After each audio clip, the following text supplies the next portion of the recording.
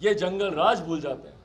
अपने सुख के लिए बिहार की विधानसभा में, जो कि लोकतंत्र का मंदिर है, वहां पे खड़े होकर जो शपथ खाते हैं वो शपथ भूल जाते हैं। मिट्टी में मिल जाऊंगा, भारतीय जनता पार्टी के साथ नहीं जाऊंगा। किसने कहा था भैया? किसके कहे हुए शब्द हैं ये? जो मुख्यमंत्री अपने शब्दों का नहीं, जो मुख्यमंत्री अपने प्रदेश के लोगों का नहीं, जो मुख्यमंत्री बिहारियों का नहीं, वो मुख्यमंत्री क्या बिहार के विकास की बात करेंगे? और इसीलिए जब इनके पास गिराने के लिए कोई मॉडल नहीं बचा तो बात करने लग गए चिराग मॉडल की। भैया मॉडल तो हम लोग से विकास की सोचते हैं। इससे पहले गुजरात मॉडल, फलाना मॉडल, ढिमकाना मॉडल, किस चीज़ के मॉडल भैया? विकास के ही होते हैं ना। तो अगर चिराग मॉडल की बात कर रहे हैं तो कहीं ना कहीं ये इस बात को तो एक्नॉलेज कर रहे हैं कि चिराग के पास एक विकास की सोच तो है, और है भैया। खुले मंच पे मैं डिबेट करने को तैयार हूं मुख्यमंत्री नीतीश कुमार जी से। आए किसी भी मंच पर, पूछे मुझसे सवाल, रखे अपने प्रश्नों को, पूछे कि मैंने कब उन्हें धोखा दिया, पूछे कि मैंने कब गलत बात की। भैया आज मेरी पार्टी को, मेरे परिवार को तोड़ने की बात करते हैं। आज जब खुद की पार्टी टूटने पर आई तो इनको चिराग मॉडल याद आ रहा है। किसने तोड़ी चिराग पासवान की पार्टी? किसने तोड़ा चिराग पासवान का परिवार? और आज जब अपने ऊपर आंच आई तो चौराहे पर घूम रहे हैं बहाना ढूंढते हुए। कभी किसी को बहाना बनाएंगे, कभी किसी को बहाना बनाएंगे। इसकी वजह से ये हुआ, आरसीपी जी की वजह से हुआ, चिराग की वजह से ये हुआ। दुनिया भर के बहाने ढूंढ रहे। भैया भीतर झांक के देखिए, बहाने ढूंढने की आपको जरूरत नहीं है। अपने भीतर झांक के देखिए कि 16-17 सालों में आपने क्या किया। क्या आज आपकी पार्टी की ये दुर्गति हुई? क्या किया आपने कि नंबर 1 की जो पार्टी होती थी आज तीसरे नंबर की पार्टी बन के रह गई है? इतने कमजोर मुख्यमंत्री कभी नहीं थे। क्या कारण हुआ कि आज मुख्यमंत्री इतने कमजोर हो गए? और याद रखें मुख्यमंत्री जी, इतिहास ये युवा ही लिखेंगे आने वाले समय का। और आने वाले समय में इतिहास आपको कैसे याद रखेगा, ये बात मुख्यमंत्री जी के चिंता में होनी चाहिए। आज जब अपनी राजनीतिक पारी के वो अंतिम फेज में जब वो हैं, उस वक्त उनको इस बात की चिंता होनी चाहिए कि क्या वो चाहते हैं कि इतिहास उनको एक पलटू राम के तौर पर याद रखे? क्या वो चाहते हैं कि इतिहास उनको एक सत्ता के लोभी के तौर पर याद रखें? या तथाकथित कुछ लोग जो उन्हें कुर्सी कुमार का नाम देते हैं, क्या वो चाहते हैं कि इतिहास उनको उस तरीके से याद रखे? कैसे याद रखेगा भैया इतिहास?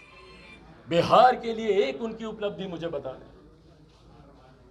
ये सारी बातें मैं इसलिए बोल रहा हूं क्योंकि जब आप ठीकरा फोड़ते हैं किसी और के ऊपर, मुझे ऐतराज नहीं है भैया, आप बोल लीजिए जो बोलना है।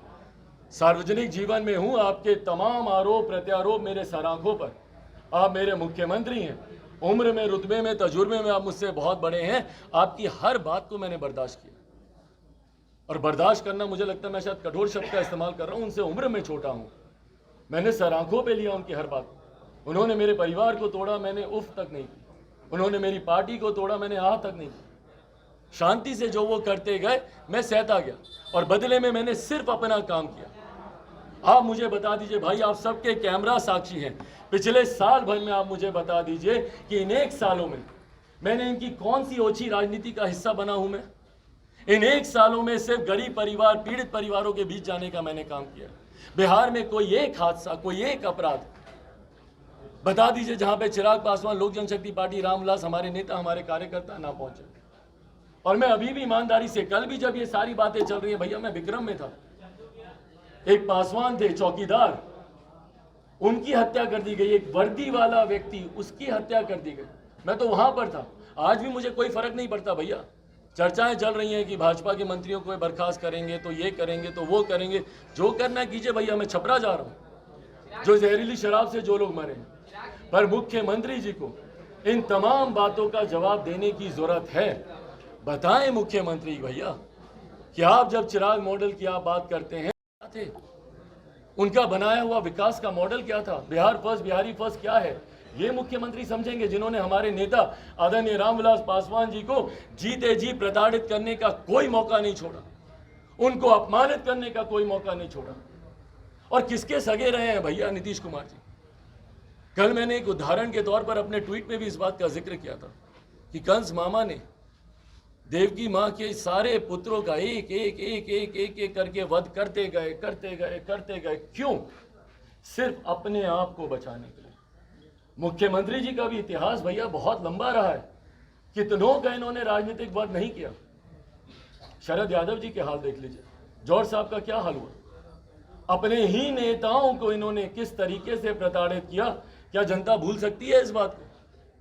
प्रशांत किशोर जी के साथ इन्होंने क्या किया? उपेंद्र कुशवाहा जी के साथ इन्होंने क्या किया? तो किसको इन्होंने छोड़ा भैया? आज चिराग मॉडल से इनको परेशानी यकीनन जरूर है। क्यों?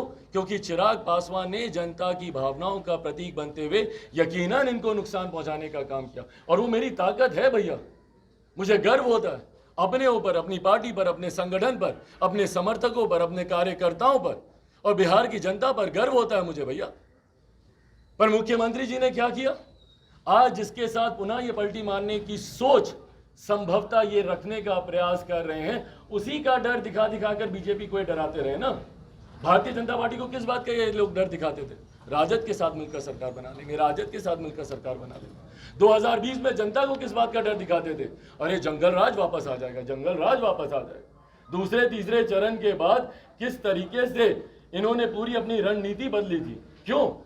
क्योंकि तब तक इनको एहसास हो गया था कि भैया चिराग पासवान लोक जनशक्ति पार्टी इनको कितना नुकसान पहुंचा रही है। और उस वक्त जनता को इस बात का डर दिखा के कि भैया वापस से जंगल राज आ जाएगा। तो आज आप क्या करने जा रहे हैं? और आपने 2015 में आप जंगल राज भूल गए थे क्या? 2015 में जिनके साथ आप गए थे, 2017 में पुनः जीरो टॉलरेंस करप्शन को लेकर नेता प्रतिपक्ष का करप्शन हम बर्दाश्त नहीं करेंगे, अलग हो गए। और आज जब अपनी ही पार्टी के नेता पर जब ये आरोप लगा रहे हैं करप्शन का, तो मुख्यमंत्री जी भूल जाते हैं कि 2013 से 2022 तक की जब आप बात करते हैं तो इन 9 सालों में किनकी पार्टी के नेता थे वो? और ये वही समय है जब ये इनकी पार्टी के राष्ट्रीय अध्यक्ष भी रहे। गजब है भैया, अपनी ही पार्टी के पूर्व राष्ट्रीय अध्यक्ष के ऊपर भ्रष्टाचार के आरोप लगाना। बहरहाल ताज्जुब नहीं होता है, क्योंकि नेता के इतिहास को देखेंगे तो उनका भविष्य भी लोग आसानी से जान जाएंगे। जॉर्ज साहब, शरद यादव जी, सबके साथ इन्होंने इसी तरीके से किया। उनका अपमान कर कर उनको पार्टी से अलग करना, उनको बाहर करना, यही काम इन्होंने आरसीपी जी के साथ भी किया।